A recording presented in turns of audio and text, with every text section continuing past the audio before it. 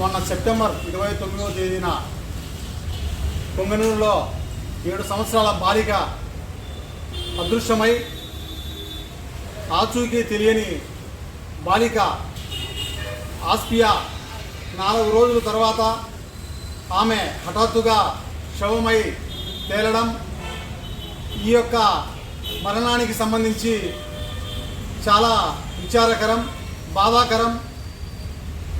ఈ యొక్క మరణానికి సంబంధించినటువంటి హఠాత్తుగా ఆమె శవమై తేలడానికి మరణంపై అనేక అనుమానాలు, సందేహాలు ప్రజల్లో ఉన్నాయి.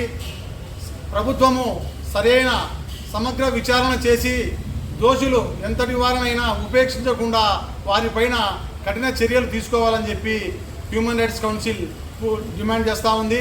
అంతేకాకుండా ఈ యొక్క నూతన ప్రభుత్వం ఏర్పడిన తర్వాత మొన్న నందికొట్కూరులో బాలిక, అదేవిధంగా పుంగనూరులో ఆస్పియా, ఈరోజు కడప నగరంలో చిన్నచౌక పరిధిలో ఒక 8 సంవత్సరాల బాలికపై రవిశంకర్ అనే యువకుడు ఈ యొక్క అఘాయిత్యానికి పాల్పడడానికి సిద్ధమవుతున్న ఈ తరుణంలో ఇలాంటి వ్యక్తులను ఉపేక్షించకుండా వీరిపైన కఠినమైన కేసులు పెట్టి వీరిని శిక్షించాలని చెప్పి హ్యూమన్ రైట్స్ కౌన్సిల్ డిమాండ్ చేస్తూ ఉంది.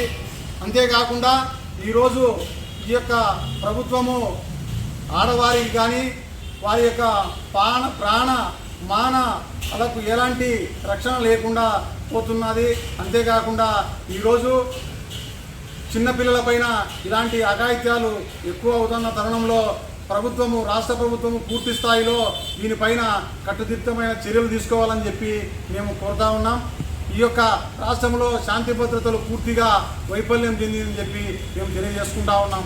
కాబట్టి ఖచ్చితంగా ఈ యొక్క దోషులు ఎలాంటి వారైనా, ఎంతటి వారైనా కూడా వారిని ఉపేక్షించకుండా కఠినంగా శిక్షించాలని మేము డిమాండ్ చేస్తూ ఉన్నాం.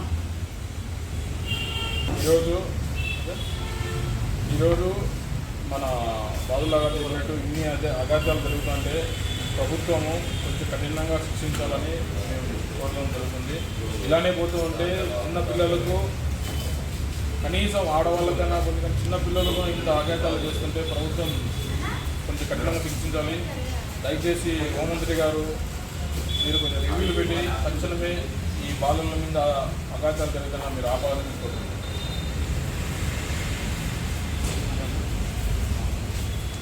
అందరికీ నమస్కారం.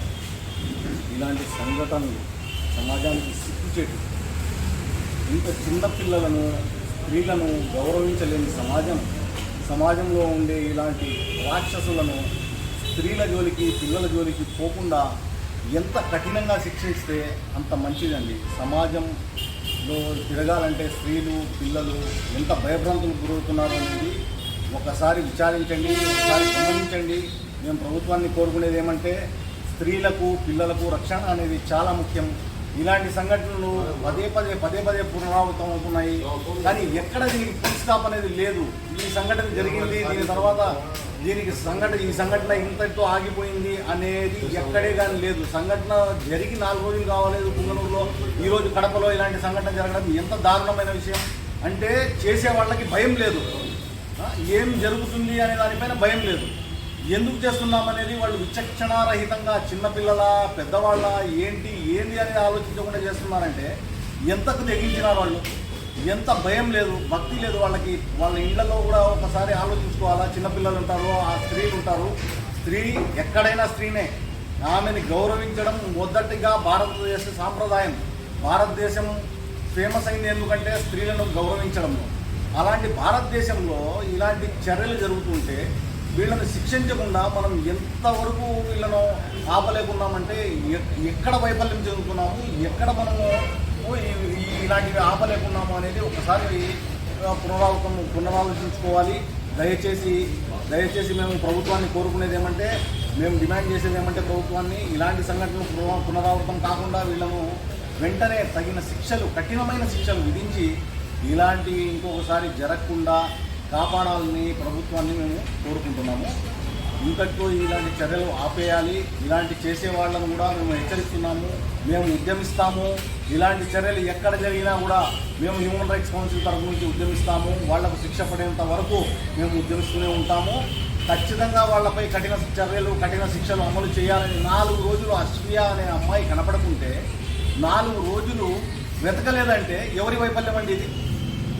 4 రోజులు అమ్మాయిని వెతకలేదు, 4 రోజులు అమ్మాయి కనపడలేదంటే ఎక్కడ వైఫల్యం చెందినామనేది మనం ఆలోచించుకోవాలి కదా. ఈ వైఫల్యాలను ఇంకొకసారి జరగకుండా, ఇంకొక అమ్మాయికి కానీ ఇంకొక స్త్రీకి కానీ ఇంకొకరికి కానీ ఇలాంటి సంఘటనలు జరగకుండా మీరు ఎంత కఠినమైన చర్యలు గవర్నమెంట్ నుంచి తీసుకుంటే అంత మంచిదని మేము మిమ్మల్ని కోరుకుంటున్నామండి. దయచేసి ఇంకొకసారి ఇలాంటి సంఘటనలు పునరావృతం కాకుండా చూసుకోవాల్సిన బాధ్యత గవర్నమెంట్ మీద ఉందండి.